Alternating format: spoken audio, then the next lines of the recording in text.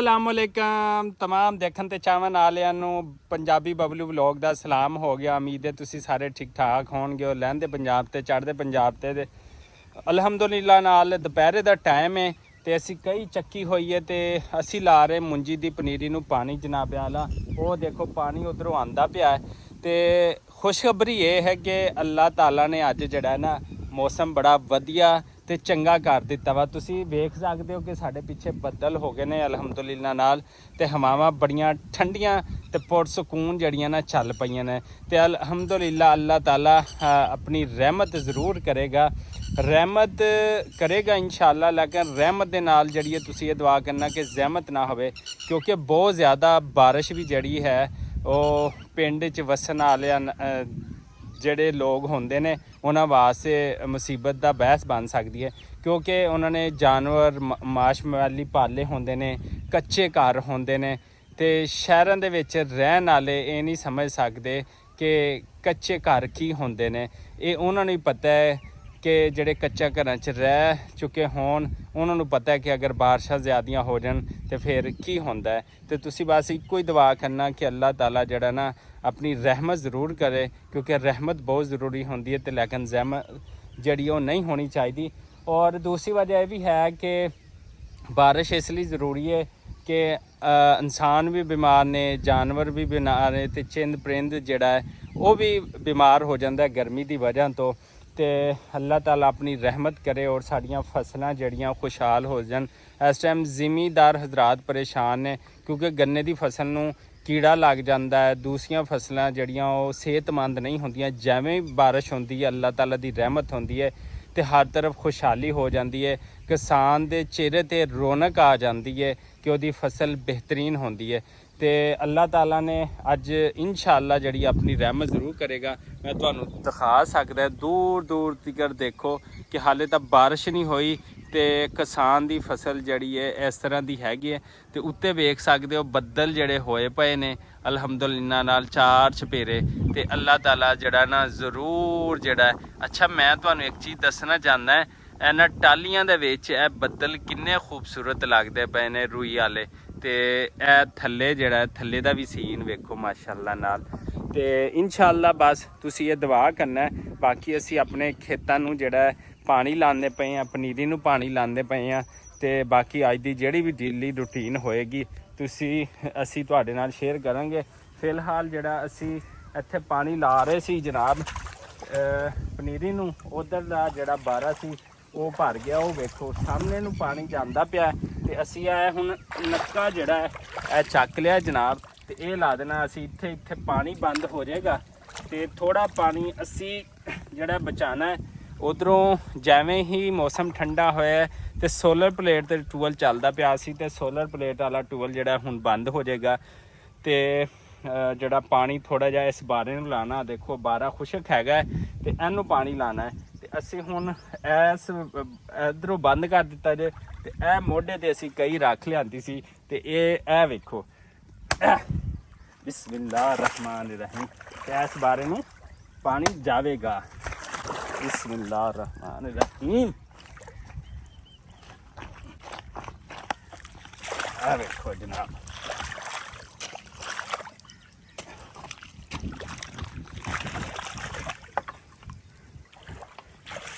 बारे नूं पानी जाना शुरू हो गया अलहमदुलिल्लाह नाल।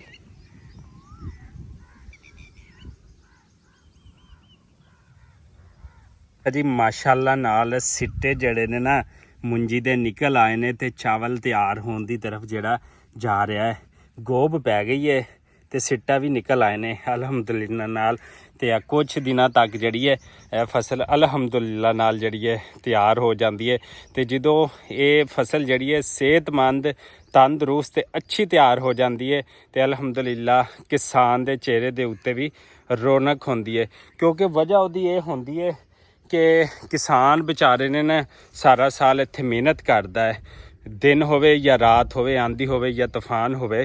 तो इत्थे ही उन्हें अपने बच्चों को पढ़ाना होंदा है, इत्थे ही उन्हें अपनी लाडली धी की शादी करनी होंदी है, अपने लाडले पुत्र की शादी करनी होंदी है, अपने खान पहनन वास्ते अपनी रोजी रोटी लई ਇੱਥੇ ਹੀ ਕਿਸਾਨ ਜਿਹੜਾ ਹੈ ਮਿਹਨਤ ਕਰਦਾ ਤੇ ਜਦੋਂ ਮਾਸ਼ਾਅੱਲਾ ਨਾਲ ਫਸਲ ਤਿਆਰ ਹੁੰਦੀ ਹੈ ਤੇ ਕਿਸਾਨ ਦਾ ਦਿਲ ਜਿਹੜਾ ਹੈ ਨਾ ਉਹ ਬਾਗ ਹੋ ਜਾਂਦਾ ਹੈ ਅਲਹਮਦੁਲਿਲਾ ਨਾਲ। ਤੇ ਤੁਸੀਂ ਵੀ ਵੇਖਣ ਵਾਲੇ ਜਿੰਨੇ ਵੀ ਨੇ ਤੁਸੀਂ ਵੀ ਹਰ ਇੱਕ ਲਈ ਦੁਆ ਕਰਿਆ ਕਰੋ ਕਿ ਅੱਲਾਹ ਤਾਲਾ ਹਰ ਕਿਸੇ ਦੇ ਰਿਜ਼ਕ ਦੇ ਵਿੱਚ ਜਿਹੜੀ ਹੈ ਨਾ ਉਹ ਬਰਕਤ ਦੇਵੇ ਤੇ ਅੱਲਾਹ ਤਾਲਾ ਕੰਮ ਕਰਨ ਵਾਲੇ ਨੂੰ, ਅੱਛਾ ਕੰਮ ਕਰਨ ਵਾਲੇ ਨੂੰ ਤੇ ਮਿਹਨਤ ਨਾਲ ਕੰਮ ਕਰਨ ਵਾਲੇ ਨੂੰ ਅੱਲਾਹ ਪਾਕ ਐਵੇਂ ਹੀ ਤਰੱਕੀਆਂ ਦੇਵੇ, ਆਮੀਨ। ਅੱਛਾ ਜੀ, ਅੱਜ ਦੀ ਡੇਲੀ ਰੂਟੀਨ ਦੇ ਨਾਲ ਮੈਂ ਇੱਕ ਗੱਲ ਹੋਰ ਕਰਨਾ ਚਾਹੁੰਦਾ। ਮੈਂ ਪਿਛਲੇ ਦਿਨ ਵੀ ਇੱਕ ਵਲੌਗ ਬਣਾਇਆ ਸੀ ਕਿ ਕਿਸੇ ਦੀ ਪਰਸਨਲ ਲਾਈਫ ਦੇ ਵਿੱਚ ਨਾ ਝਾਂਕਿਆ ਕਰੋ ਤੇ ਨਾ ਗੱਲਾਂ ਬਾਤਾਂ ਕਰਿਆ ਕਰੋ। ਜੇ ਕੋਈ ਅੱਛਾ ਕੰਮ ਕਰਦਾ ਤੇ ਉਹਨੂੰ ਐਪਰੀਸ਼ੀਏਟ ਕਰਿਆ ਕਰੋ। ਤੇ ਗੱਲ ਹੁੰਦੀ ਪਈ ਹੈ ਇਕਰਾਰ ਹਸਨ ਜਿਹੜਾ ARY ਤੇ ਕੰਮ ਕਰਦਾ ਹੈ ਤੇ ਉਹਨੇ ਜਨਾਬ ਇੱਕ ਸ਼ਾਦੀ ਕੀਤੀ, ਫਿਰ ਦੂਸਰੀ ਦੀ, ਹੁਣ ਉਹਨੇ ਅਗਰ ਤੀਸਰੀ ਸ਼ਾਦੀ ਕਰ ਲਈ ਹੈ, ਉਹਨੇ ਨਿਕਾਹ ਕੀਤਾ ਹੈ, ਕੋਈ ਭਜਾ ਕੇ ਥੋੜੀ ਲੈ ਗਿਆ ਕਿ ਇੱਕ ਉਦਮ ਮੱਚਿਆ ਪਿਆ ਜੀ, ਉਹ ਆਪਣੀ ਤੀਸਰੀ ਬੀਵੀ ਨਾਲ ਜਿਹੜਾ ਨਾ ਉਹ ਘੁੰਮਣ ਫਿਰਨ ਜਿਹੜਾ ਚਲਾ ਗਿਆ ਹੈਗਾ। ਤੇ ਮੈਂ ਤਾਂ ਇਹ ਕਹਾਂਗਾ ਅਗਰ ਕੋਈ ਅੱਛਾ ਅਮਲ ਕਰਦਾ ਹੈ, ਅੱਛਾ ਸਟੈਪ ਲੈਂਦਾ ਹੈ ਤੇ ਉਹਨੂੰ ਐਪਰੀਸ਼ੀਏਟ ਕਰਨਾ ਚਾਹੀਦਾ ਹੈ। ਤੇ ਉਹ तमाम ਲੋਕ ਜਿਹੜੇ ਜ਼ਨਾ ਦੀ ਤਰਫ ਜਾਂਦੇ ਨੇ ਉਹ ਤੋਂ ਲੱਖਾਂ ਕਰੋੜਾਂ ਦਰਜੇ ਬਿਹਤਰ ਹੈ ਕਿ ਤੁਸੀਂ ਨਿਕਾਹ ਦੇ ਪਾਸੇ ਜਾਓ। ਬੇਸ਼ੱਕ ਤੀਸਰੀ ਸ਼ਾਦੀ ਕਰੋ, ਦੂਸਰੀ ਕਰੋ, ਤੇ ਤੁਸੀਂ ਨਿਕਾਹ ਦੀ ਤਰਫ ਜਾਇਆ ਕਰੋ।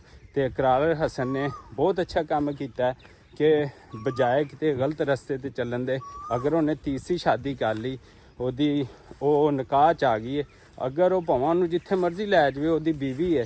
ਲੇਕਿਨ ਇਹ ਨਹੀਂ ਕਿ ਵਵੇਲਾ ਮਚਾ ਦਿਓ ਸੋਸ਼ਲ ਮੀਡੀਆ ਦੇ ਉੱਤੇ ਕਿ ਜਨਾਬ ਉਹਨੇ ਤੀਸਰੀ ਸ਼ਾਦੀ ਕਰ ਕਿਉਂ ਲਈਏ। ਇਸ ਲਈ ਕਹਿੰਦੇ ਨੇ ਕਿ ਜਦੋਂ ਵੀ ਕਿਸੇ ਨੂੰ ਗੱਲ ਸਮਝਾਓ ਤੇ ਚੰਗੀ ਸਮਝਾਓ ਤੇ ਮਾੜੀ ਗੱਲ ਜਿਹੜੀ ਹੈ ਉਹ ਨਾ ਕਰੋ। ਤੇ ਜਿਹੜੇ ਕੋਈ ਉਹਨਾਂ ਦੇ ਖਿਲਾਫ ਬੋਲਦੇ ਪਏ ਨੇ ਉਹ ਮਾੜੀ ਗੱਲ ਹੈ, ਨਹੀਂ ਕਰਨੀ ਚਾਹੀਦੀ। ਇਸ ਲਈ ਤੁਸੀਂ ਇਹ ਦੁਆ ਕਰਿਆ ਕਰੋ ਕਿ ਜਿੱਥੇ ਵੀ ਕੋਈ ਵਿਆਹਿਆ ਜਾਂਦਾ ਹੈ ਜਾਂ ਕਿਸੇ ਦਾ ਨਿਕਾਹ ਹੋ ਜਾਂਦਾ ਤੇ ਉਹਦੇ ਵਾਸਤੇ ਹਮੇਸ਼ਾ ਚੰਗੀ ਸੋਚ ਰੱਖੋ ਤੇ ਉਹਦੇ ਵਾਸਤੇ ਦੁਆਵਾਂ ਕਰੋ ਕਿ ਅੱਲਾਹ ਤਾਲਾ ਉਹਨਾਂ ਨੂੰ ਖੁਸ਼ ਰੱਖੇ।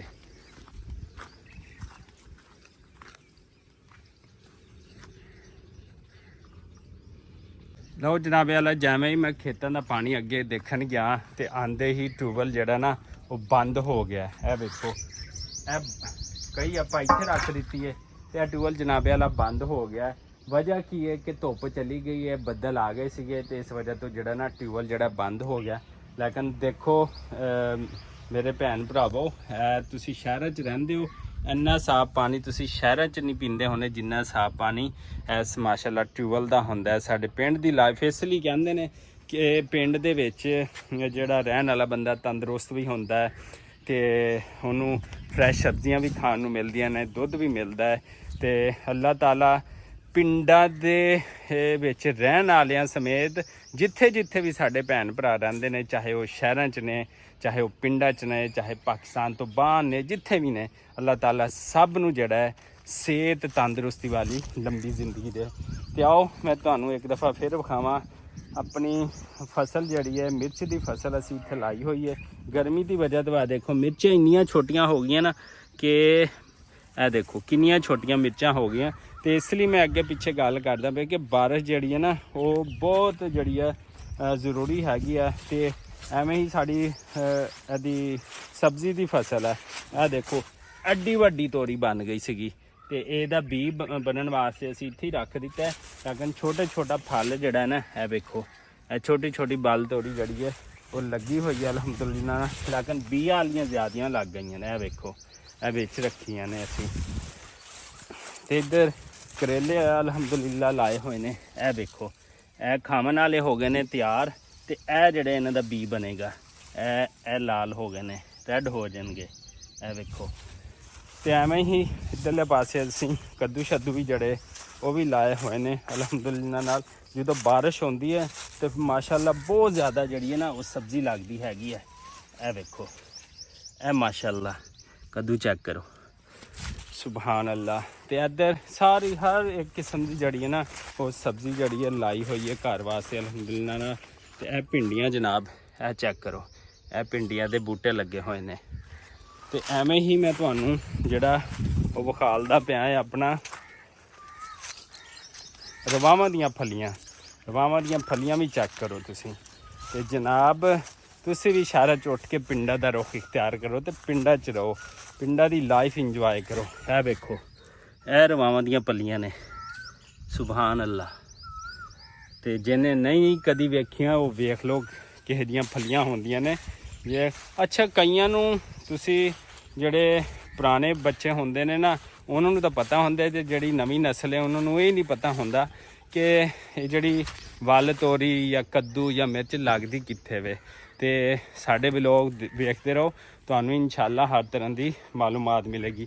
ਤੇ ਆਓ, ਹੁਣ ਟਿਊਬਵੈੱਲ ਤਾਂ ਬੰਦ ਹੋ ਗਿਆ, ਪਾਣੀ ਵੀ ਲੱਗ ਗਿਆ, ਮੌਸਮ ਬਿਹਤਰੀਨ ਹੈ। ਤੇ ਹੁਣ ਮੱਝਾਂ ਨੂੰ ਪੱਠੇ ਪਾਉਣ ਦਾ ਜਿਹੜਾ ਟਾਈਮ ਹੋ ਗਿਆ, ਤੇ ਵੇਖਦੇ ਹਾਂ ਕੀ ਸੂਰਤ ਹਾਲ ਆ।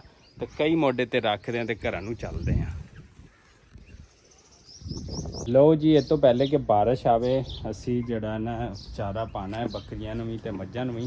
ਤੇ ਬਿਸਮਿਲ੍ਲਾ ਪੜ੍ਹਦੇ ਹਾਂ।